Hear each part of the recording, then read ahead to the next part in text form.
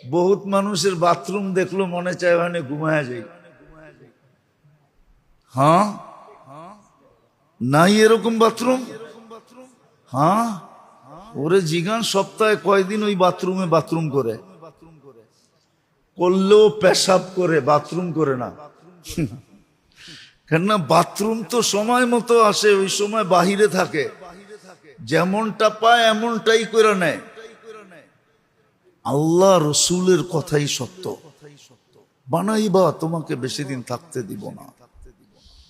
তারপরে ওই মাটির বিছনা তোমার, ওই কথাই সত্য। ডাইনেও মাটি, বামেও মাটি, নিচেও মাটির বিছনা, উপরে হলো চাপা মাটি। এটাই বাস্তব। আরেকটু বলছে জমাবা, তোমাকে পুরা ভোগ করতে দিব না। যতই জমাও,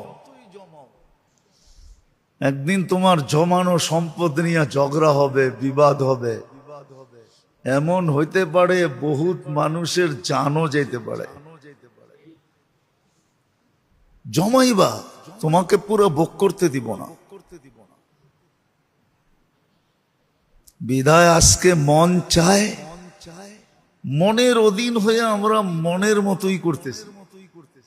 মন চায়, কিন্তু মনের অধীন হয়ে আমি মনের মতো করতেছি।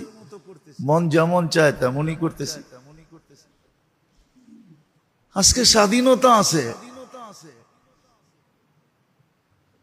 কিন্তু স্বাধীনতাকে স্বাধীনতা মনে করেই পালন করতেছি। একদিন মন চাওয়া ছাড়াও আল্লাহ আল্লাহ করতে হবে, বাধ্য হবে, কিন্তু কোনো মূল্য হবে না। নাইলে কোরআনে কেন লেখা আসতো, কেন হাদিস এটার তফসির করতো? টানা 1000 বৎসর পর্যন্ত চিল্লাইতে থাকবে। 1000 বৎসর পরে ডাইরেক্ট কোনো জবাব আসবে না। ডাইরেক্ট জবাব আসলেও কোনো বেনিফিট পাইতো, মাধ্যম দ্বারা জবাব আসবে।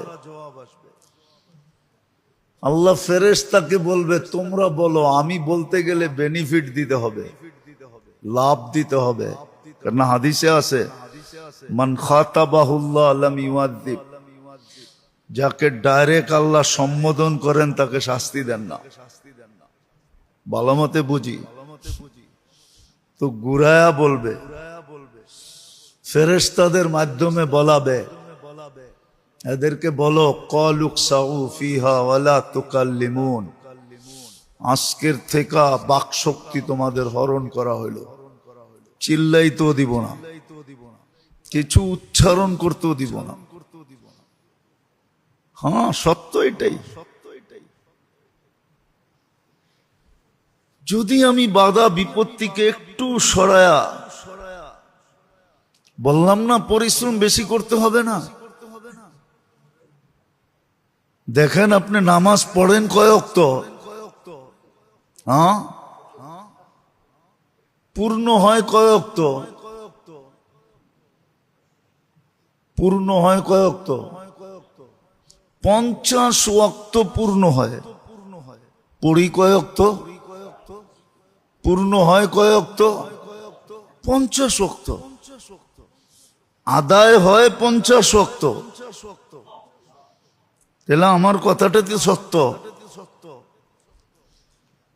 যে বাড়ায় দেওয়া হয়েছে এই জন্য আল্লাহ আপনার ঝাই ঝামেলার দিকে। আমরা তো মাঝে মাঝে বলি, কর্মচারী বলে আমার এই অসুবিধা সেই অসুবিধা, আমরা তো মুখের উপরে বইলা দেই তোর অসুবিধা, এটা আমার দেখার বিষয় না, চাকরি নিলি কেন?